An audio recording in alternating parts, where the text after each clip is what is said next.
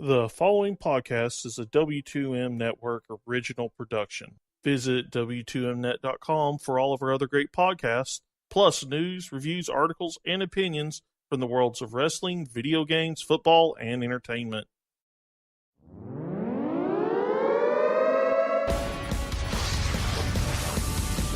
Wrestling to the Max Smackdown Review.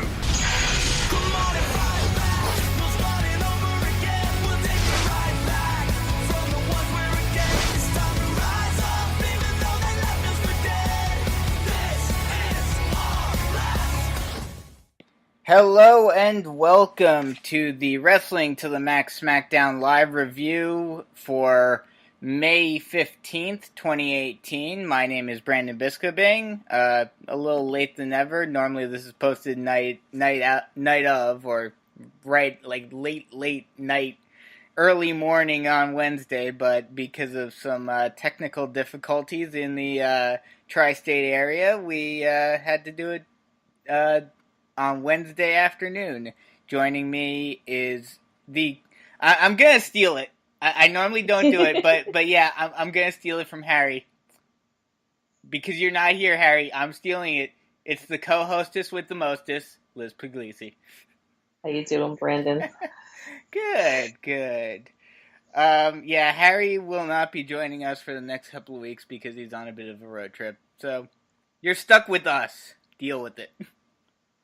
Yeah, he has some journey out of him. It's like, nobody told me. I think he told me like 16 hours, 13 hours or something. Yeah, something like that. So this show starts off with Daniel Bryan in the ring to a plethora of yes chants by the London crowd. Renee Young's trying to interview him and keeps on getting interrupted with yes chants, which was funny. And Bryan talks about how, it's disappointing that I had my first loss since coming back, but I'm going to move forward from it and all of that good stuff.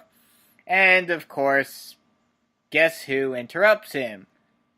Big Cass, saying, hey, I've got your number, saying that I didn't really tap out, I just tapped out so that I would get out of the hold and be able to beat you down some more, so pretty much saying he cheated. And yeah, just talking down to Bryan, stupidly gets into the ring and proceeds to get a beat down by Bryan. What do you think of this whole segment? Cass was, in my opinion, horrible. Oh, yeah. I mean, the whole part with Brandon and Brandon, you were there, Brandon, with Daniel and Renee, that went off well. The fans were totally behind Daniel, of course. I think he and Renee played it, played very well with it, but Cass lost me really quickly. I mean, the whole, he didn't really lose, whatever, that's fine, that's a heelish thing, I get it, but his whole, everything else after that was just, he didn't pull it off well. Yeah, well, I think the whole thing, and it's kind of funny. Well, first off, did you see the whole rumors about, like, what, that whole segment with him and the little person? Yes. I'm shocked that they even mentioned it, because you would think that if he does have legit heat for going off script on that they would try to kind of push it to the side as much as they can. But also, it's kind of funny, and if you think I'm looking a little too far into this, please tell me, but I feel like Daniel Bryan, I mean, he always will be anyway, but in the way that they're using Bryan and the way the fans are reacting to him, he's basically the anti-Roman Reigns, because while nothing has come out one way or the other,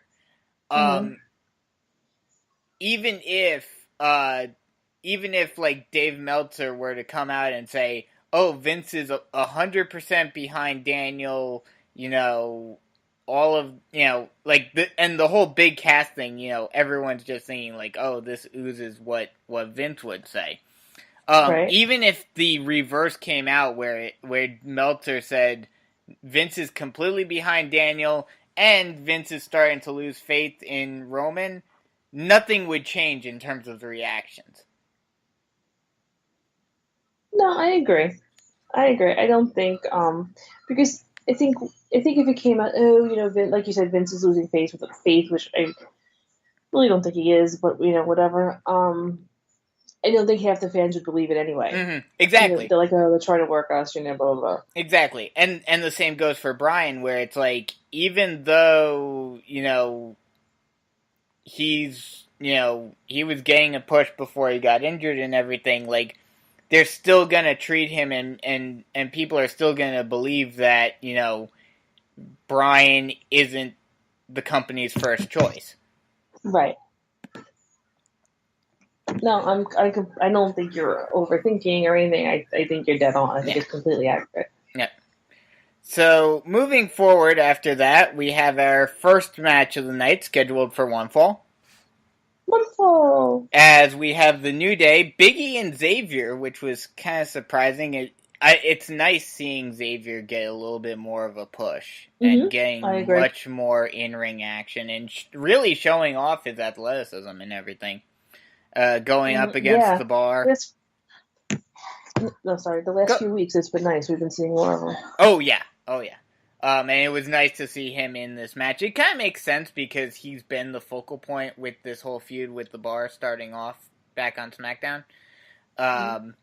And we get a match, some solid in-ring work here. I think Xavier had like a top rope, had a suicide dive over the top rope, I think, if I remember correctly. Or he had he had a couple of pretty big moves. And it was kind of funny, like, I still don't get it. What are they doing with The Miz right now? Like, why is he supporting and praising Xavier Woods?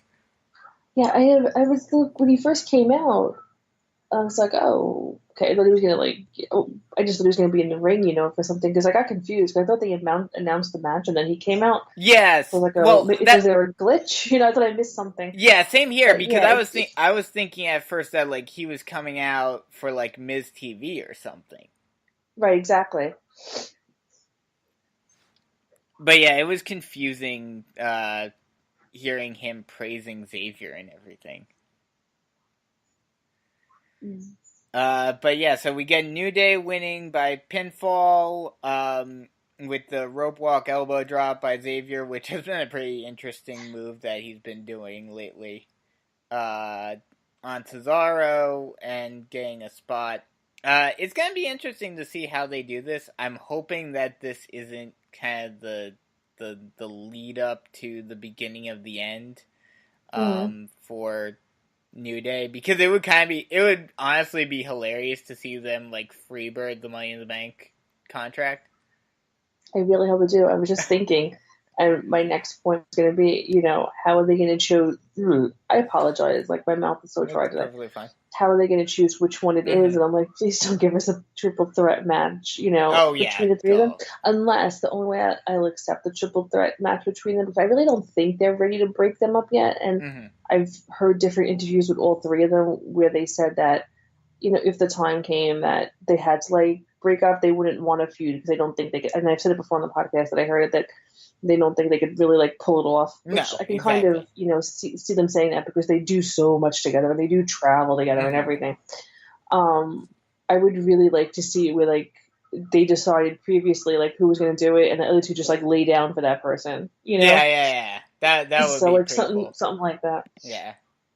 Yeah, that would be a cool little moment for them to do. After that, off of commercial, we get another weird, creepy Bludgeon Brothers vignette. I thought we were done with them. What? I thought we were done with those. Not done with the Bludgeon Brothers, but done with the vignettes, leading up to their, No, we'll never be done with their creepiness. Have they, not their creepiness, but the stupid vignettes? I'm okay with them. I mean, it's a way to keep. It's a way. Go ahead. Sorry, have they wrestled? I was going to ask, have they wrestled lately? Have I missed something? I don't think so. Because I know they didn't have a title match at Backlash. No. Honestly, I think the last time that they wrestled was at Greatest Royal Rumble. That's what I thought. Yeah. So yeah, I think this is kind of a way they don't really have, because think about it, the two top teams that you would think would be the most logical choices to get a tag title match are the two teams that were facing each other in the last match. No, exactly. So, like, they don't really have much of anything. Like, ever since WrestleMania, it seems, and especially after Greatest Royal Rumble, it seems like the tag teams have been kind of just an afterthought. Oh, and speaking of tag teams, I didn't mention this on Monday, but I wanted to mention it because it was hilarious. When the who was it? Who were they facing? Oh, were they facing Delirious of World Revival? I believe so, yes. Yeah. When the Revival were out to the jobber entrance of no entrance, and they were standing ringside, Tori said, she was like, "Oh, so Deleters of Worlds are facing jobbers?" And then it took her a second, and then she realized who they were. But that just really shows how far the Revival have fallen. But you know what? I thought the same exact thing as Tori. I'm not gonna lie. I think a lot of people did. And I have news for you. I was a little distracted, during that match. Mm-hmm. And then when we were recording and you said the Revival, I was like, oh shit, that's See, the only reason why I knew it was the Revival was because of seeing the spoilers. Mm-hmm. So if it wasn't for that, I probably would have thought it was some local job. Yeah. So then we get Paige on the phone with Carmella and saying that she can't have a horse-drawn carriage and for her celebration, yeah. Mandy Rose and Sonya DeVille come in, still acting like they're best friends. Mandy says her little party trip last week didn't work, and since she still beat Becky Lynch, and she's going to Money in the Bank, Paige says that wasn't a qualifier match, and you still need to you still need to qualify, and you better chill on the attitude towards me, or you won't get a qualifier match. And then she says that they will have a qualifier, both of them against Becky Lynch, which they think is a handicap match. How cute! No, it's a triple threat. So, it's kind of nice. It's kind of funny when the Superstar Shakeup first happened, and when Riot Squad got moved over to Raw, and I was like, oh, this obviously means that Absolution is going to get moved over to SmackDown, and they're going to get that preferential treatment. I've been happily surprised that they haven't. Me too. Because it would have been so easy for them to go that route. Mm-hmm. Especially with I guess they're trying to keep the whole dynamic within SmackDown and honestly Raw. We talked about it on Monday about how it seems like there's this rotating cycle with the GMs on Raw, and I think now with the second GM they're still trying to keep a purely face and face dynamic within the SmackDown brand for the GM and the commissioner. So I think that's why they're doing it, because it's kind of weird seeing her go from an uber heel on Raw as a competitor to now suddenly being an uber face on SmackDown. I think she's really relaxing into it. The first couple of weeks she was kind of not cringy, and I'm not harping on Paige, but like it was kind of like you could tell like she was maybe like still trying to figure out how she was supposed to act it out in a sense. But I thought last night she was great. I thought the segment with Mandy and Sonya, she did all of them actually. It was really good. Mm-hmm. Oh yeah, I mean, I've been enjoying what she's been doing as a GM so far. Moving ahead. Except those eyebrows. Oh yes, well of course, just the paleness of her face too. But the lipstick and the hair. I mean, her hair. She does have very, very thick hair and probably extensions, but the lipstick was toned down and it worked for her with her skin. But those eyebrows were weird. Not that I should talk about it. But yeah, then we get an AJ Styles interview, and Renee asks, "What would you pick as your stipulation if you win tonight?" And he says, "It's not if, it's when." And then he goes off on this whole tangent of different weird stipulations. I actually like the idea of the bull rope Hell in a Cell Inferno match, and he even referenced he even referenced one of the most cringeworthy matches of all time with the Kennel from Hell. I would love like an old school Texas style, match.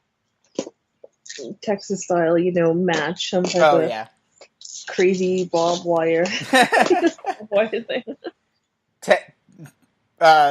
Barbed wire rope Texas death match. Yeah, that would be great. Very old school. They would never do it though. No, I know this, but it's in Chicago again, right? Money in the Bank this year. I think so, which just means everybody will be chanting for who. Well, of course. And also, it's money. I think this is the first time that Money in the Bank has been back in Chicago since that fateful night. Yeah, I think there have been other pay-per-views there, but not Money in the Bank. Yeah. Yeah. So yeah, it's gonna be interesting. They should do some sort of like that would actually be kind of a bit an interesting little homage, but at the same time like a giant middle finger to him at the same time, based on how you would look at it. If they did do something where like during this match, AJ pulls off like a roll-up victory or something where it's like it's not completely clean, and AJ just hightails it through the crowd with his title. Yeah, I don't think though that they would. I doubt they'll do it, but yeah, they would. But it's gonna be everybody's gonna be like, there's gonna be like 6,000. Oh, Punk is at the arena or Punk is in the area. It's gonna be. I would love to see them though. Punk. That would be Punk. Awesome. I love Punk. And that was a cameo from my mother. What was that? That was my mother. Oh, she joined God. the podcast for a moment. That was good. That was good. It was so perfectly timed and everything. I thought you had like a sound effect pulled up automatically or something. No, because I had us on mute because I had to go give her some medication, and then I was trying to keep her shush, but then she started to barge in. That was perfect. That was absolutely perfect. Okay, after that, we get I forgot to mention AJ says that Shinsuke claims to have forgotten English, but AJ still knows the international language of forearm to the face, and so now he's doing it too. It's forearm to the face versus knee to face. And he says that they can't. He says that Nakamura can't beat him in the house that AJ Styles built. What were you gonna say? I said, and which one will win? Now, do you think? I know it's not time for predictions because we're nowhere near there yet, but do you think that this will be when AJ loses to Nakamura? I honestly have no idea what they're going to do with this, because on one hand, I feel like you have to give Shinsuke the title at some point. But at the same time, I just don't really have any real faith in it.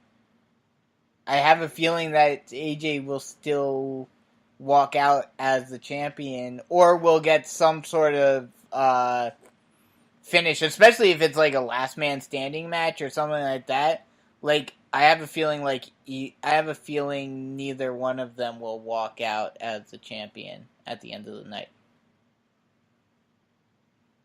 Well, how would AJ not walk out as champion?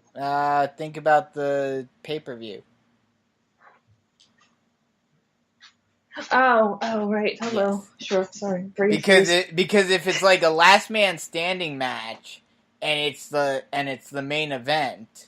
Oh, that would be fabulous. They're both gonna be down and out, exhausted. That's gonna be a very simple, just assuming the Money in the Bank. I mean, I guess it doesn't matter since it's co-branded anyway. But like, assuming that it's a SmackDown person, the Money in the Bank briefcase holder just runs out, automatically cashes in and wins it. Basically like what they did 2 years ago. Yeah, that makes a lot of sense. Then we get Snorefest / Let's Go Jobberfest. As Andrade, Cien, Almas faces Jake Constantino, and we all know who won. Yada, yada, yada, moving on. Any comments on this match?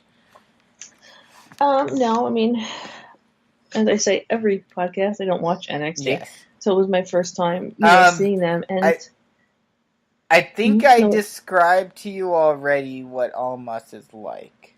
Yes. And I was like, oh, look, here's another attractive male with a beautiful woman, blah, blah, blah. I didn't hate them, but I reserve the right to make my final judgment. Well, you haven't gotten their big, selling / hating point yet. Right. Because this was a squash where she didn't have to get involved. Right. Right. No, I don't think I'm gonna.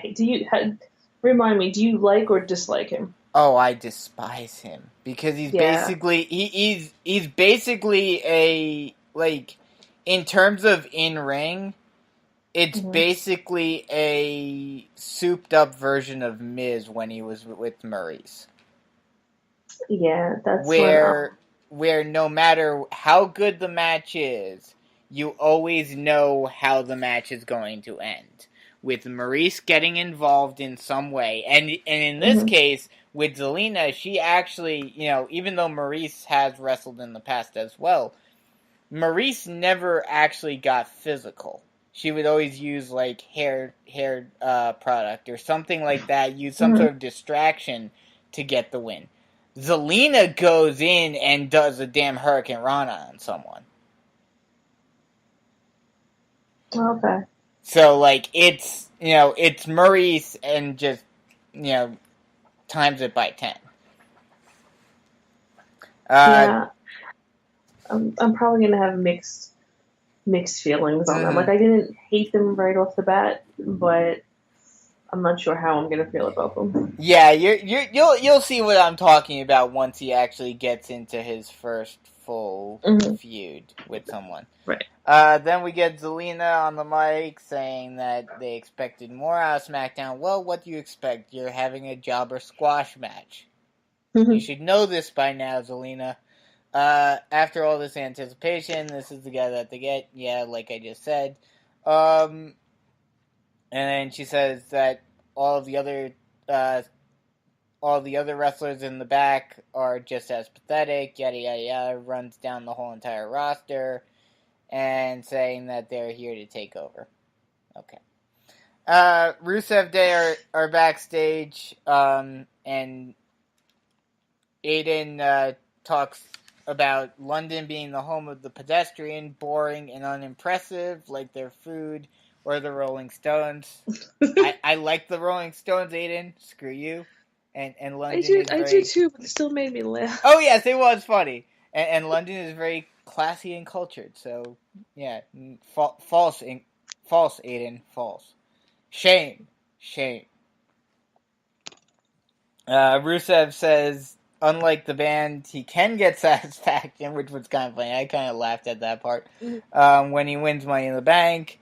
Aiden's about to sing a song when Lana rolls in and asks him to save his song, because very soon he's going to have another song to sing with because of her, as she has a qualifying match against Billie Kay next week for the Money in the Bank ladder match. And she says, Rusev and Lana are going to be the first ever Mr. and Mrs. Money in the Bank together. And then they say they'll rule all SmackDown, and then Lana gives English the cue to sing that it's going to be Rusev Day. Yada, yada, yada. Do you think this is kind of putting the kibosh on on the rumors that, Lana was going to come in and kind of break up Rusev Day? Or is that still something that you think may happen in the near future? I think that they don't know what to do with Lana. But I don't think they know Lana's... what to do with Rusev Day, period. Yeah, no, they don't think they know what to do with either the three of them. So, I mean, maybe we can get like this. I think it would be hysterical not to break them up, but if the three of them work together and there's like some jealousy between them, that would be great. Especially more on Lana's side. Yeah. Obviously, Lana's not gonna win money. No. In the bank.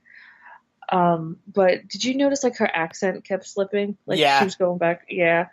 It's like she kept catching herself. I have no problem with her losing the accent. We all know that's not what she sounds like. I was just gonna say, especially with like how popular Total Divas is and everything. Exactly. Like, at this point, especially because Rusev, while yes, he still has the Bulgarian flag as part of his shirt and everything, like within the Happy Rusev Day, like he has gone away from the his original gimmick a lot. Right. So like you could easily kind of retcon where like they're more Americanized now. Especially if you wanted to eventually, because of how popular Rusev Day has become, if you wanted to eventually do a face turn with him, with both of them. Yeah, no, I mean, I totally agree. I think it's time for her just to let it go. Then coming back from break, we get the Melibration. We get all of the pomp and circumstance that you were kind of talking about how you were happy that we didn't get on Raw. You jinxed us, damn it! You jinxed us. It's my fault. You jinxed us. You gave us this. I mean, we kind of saw it coming already because they were referencing the royal wedding and everything.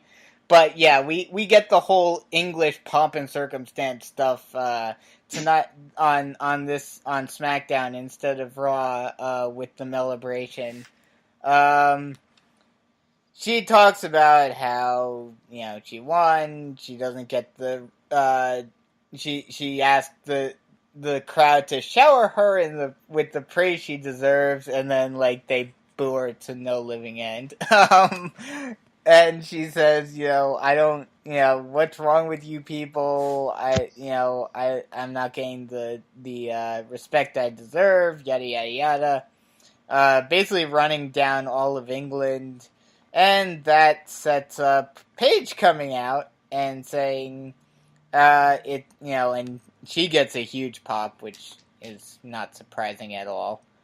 But then we get, her coming out saying, first Carmella runs down pretty much everyone, past and present on the women's roster, saying that she's better than everyone, including Ronda Rousey, Trish Stratus, Lita. First off, I would love to see a Ronda Rousey versus Carmella match, just to see her absolutely squash Carmella. Can we please line that up for the near future? I can agree with that. Then when Paige comes out, she says, if you think you're better than everyone, then prove it. I've got a proclamation of my own. You're facing you're facing Asuka at Money in the Bank. Well, first off, she says, Carmella tries to say that she's not defending her title at Money in the Bank, which, you're not that good. And we get Asuka, they square up, and but then Carmella just grabs her title and leaves.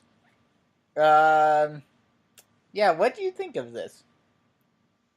In terms of celebrations, it wasn't as awful. Sorry about that beeping. They're doing construction. That's perfectly fine.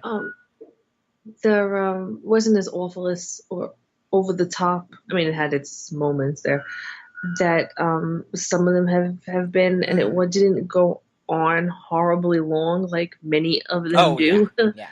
So, I mean, that was one of the good things about this being in London was that I was able to see the spoilers to see if anyone would come out and interrupt her, so that I would actually see if I actually wanted to watch this or not.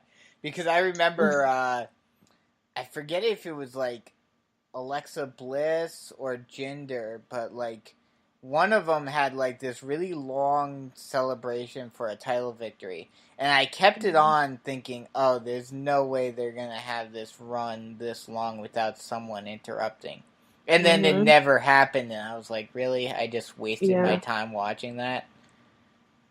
Yeah, I know that was pretty much the highlight of it, that it was short.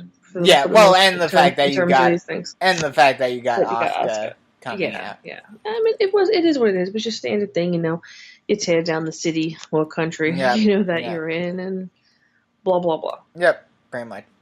Pretty self-explanatory championship celebration.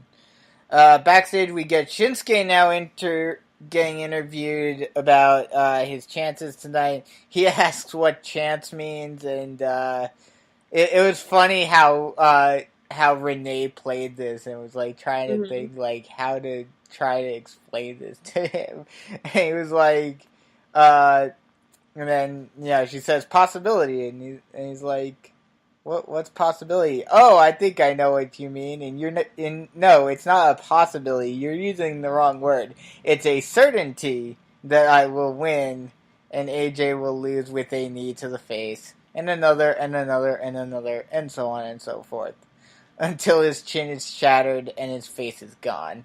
He'll dishonor AJ and take his title. Again, good heel, no speak of the English, Shinsuke Nakamura.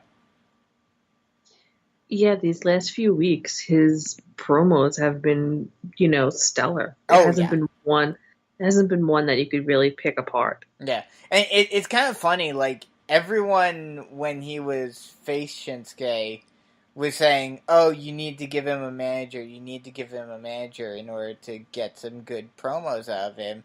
And he's proving that, no, it's not that he needs a good manager, it's just that in today's, PG, dare I say, moving closer to G, WWE, that heels, because they're given more leeway, because they're allowed to be closer to what a normal human being is, they do a much better job at promos than the bland vanilla white faces we get.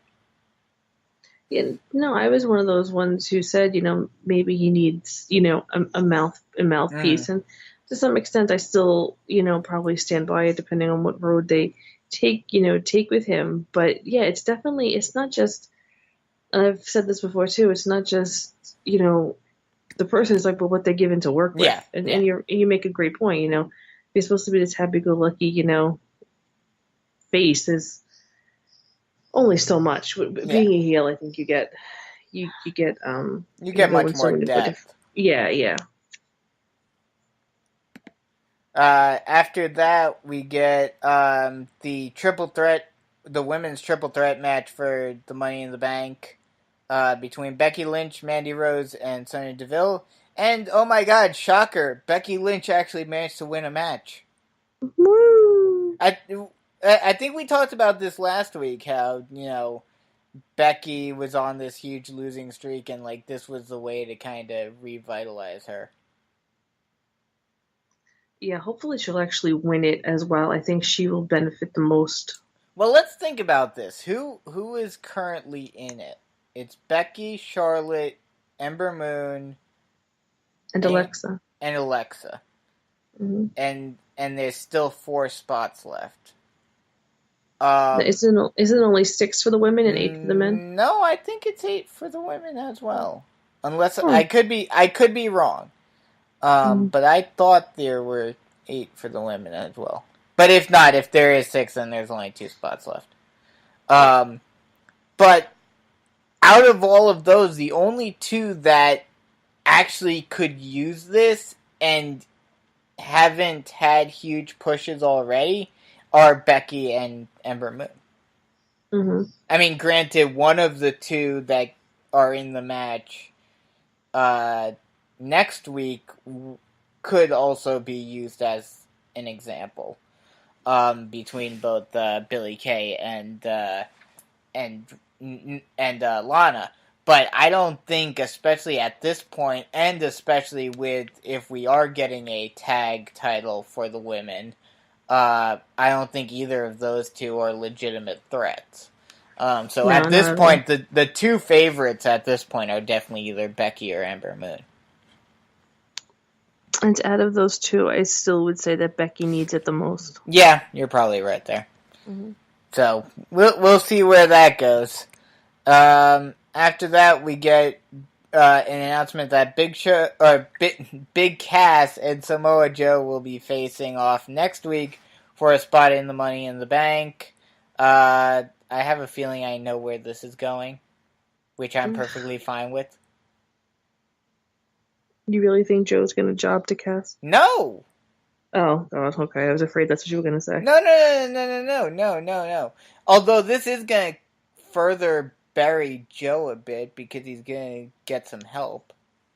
Oh, from Daniel? Yeah, Daniel's going to interfere in this match, allowing Joe to win and then further setting up, the rematch of Cass versus Daniel. I could see that. We get a hand cam promo from Joe talking about the match and how ambition has made Cass a victim. It's funny how they call him big, since the only thing that's really big about him is his mouth and his ego. I don't think he actually said ego, but I'm pretty much paraphrasing it to say he basically should have said it. Right. He's dealt with fake tough guys like him his whole life. When it's time to walk through the fire, men like Cass always come up short, and his ambition demands the Money in the Bank briefcase. So I liked his promo this time around. Yeah, he always delivers. Oh yes, and I agreed a lot with what he said about Big Cass. Because I think I made my point pretty clear a couple of weeks ago that I'm not a big Cass fan right now. Me either. I don't think I've ever have been. I mean, I like I said, I liked him when he was just the silent giant when he was with Enzo. But like now they're trying to make him a big deal when everyone knows that, he was just the muscle. No one really cared about him when he was with Enzo. We get the what? I said no, not really. Yeah. We get the iconic duo with another hand cam promo, and they do some word association stuff, and this was weird. It was just annoying, and I even did I even did it as this promo was going. I went ee! Nails on a chalkboard. Oh yeah. I tune out whenever they speak. It's Bella Twins. It's the even more annoying version of the Bella Twins, and that's saying something. Mm-hmm. We get next the main event scheduled for one fall. One fall Is AJ Styles versus Shinsuke Nakamura. as this was a very good match. This was a a solid technical match, a long match. They took a lot of time on this, and no. I don't think they even had any low blows or anything in this match. I think it was just No, thankfully they got away from that for one match. yeah. So this was just a solid technical match, and I saw on the previews, like on the spoilers, people saying that this was gonna be, or this was the best match of the three between, or what is it, 3 or 4 at this point? Between the three of, or between the two of them, and I would have to agree. This was definitely the best match that they had throughout their whole series. Oh, I totally agree, and I was actually just going to make that point myself, saying that I didn't know what anybody else might think, but out of the matches that we've seen with them, this was probably my favorite. Mm-hmm. Oh yeah, definitely. And that's it for SmackDown. Rating for this? I'm gonna give it a 6.5. I didn't hate it. I can't say that I loved it, but it was a pretty good, solid, enjoyable show. I'm gonna go a little bit higher just because of the New Day match and because of the main event. I'm gonna go with a 7. Okay. 1 word review on this? 1 word review. It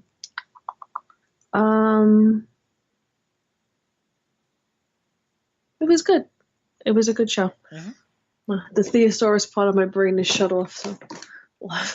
The Theosaurus in my brain is shut off. So I'm gonna have to be good. It was a good show. I'll go with solid. I'll keep on your level and say solid. Level. You used solid on Raw, I'm pretty sure. I did. This has just been a solid week for wrestling. It has. So I think that'll just about wrap it up for us for SmackDown Live. We will have 205 Live up soon. So yeah, for Liz Pugliese, I'm Brandon Biskobing saying so long, and we'll talk to you later.